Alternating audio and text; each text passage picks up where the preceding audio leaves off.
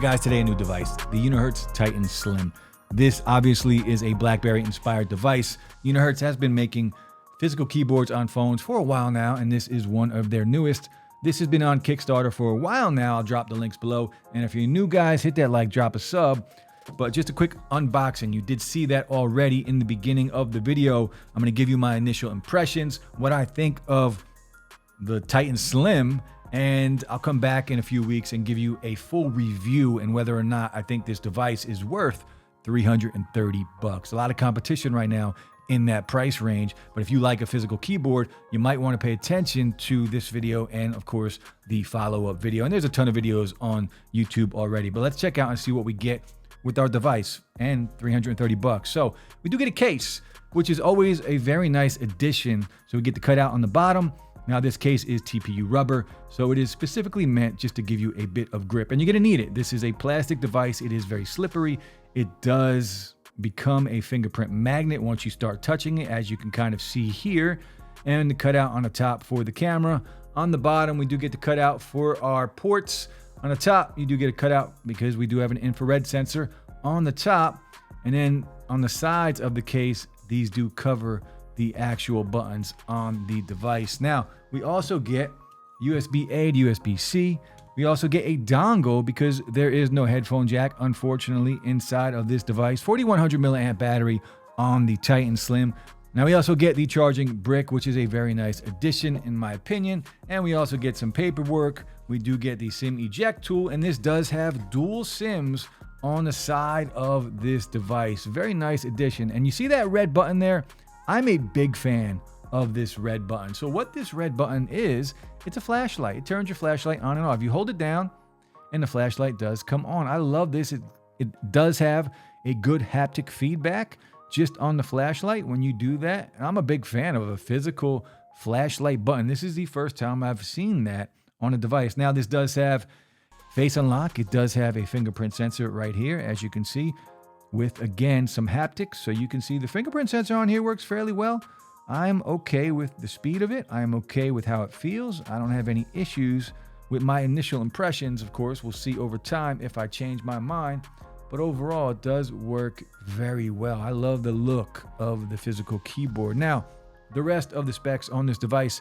This particular device comes in one colorway, black, 6 gigs of RAM, 256 gigabytes of storage, a mid-tier processor on here, the Helio P70. It's an octa-core processor.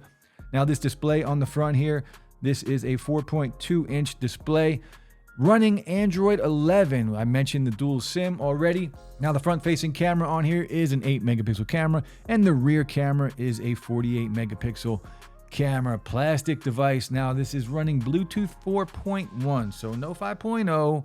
This also does not have 5G.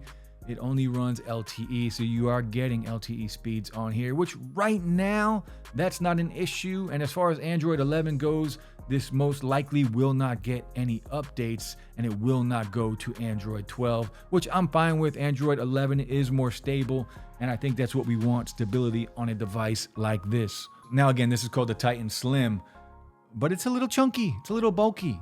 You know, it's not as wide as other phones. I do like the width. It feels really good in the hand, and I kind of like the width of this device. It's even slimmer in width than like the Flip 4 is, which feels really good in the hand, but it's chunky.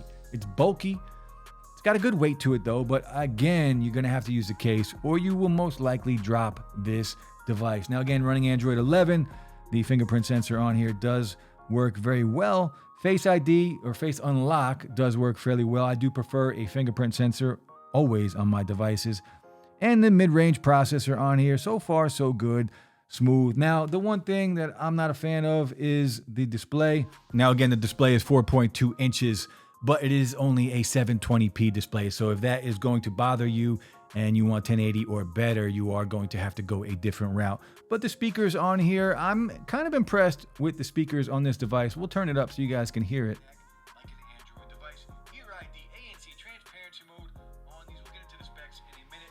Just take a look at the packaging on the back. But overall, look, we're paying $330 for this device. Now the speakers on here are just bottom firing speakers. So, you know, we're missing out on some things here, but the real reason you would buy this device is because of the physical keyboard. All right, guys, look, just a first impression on the Titan Slim.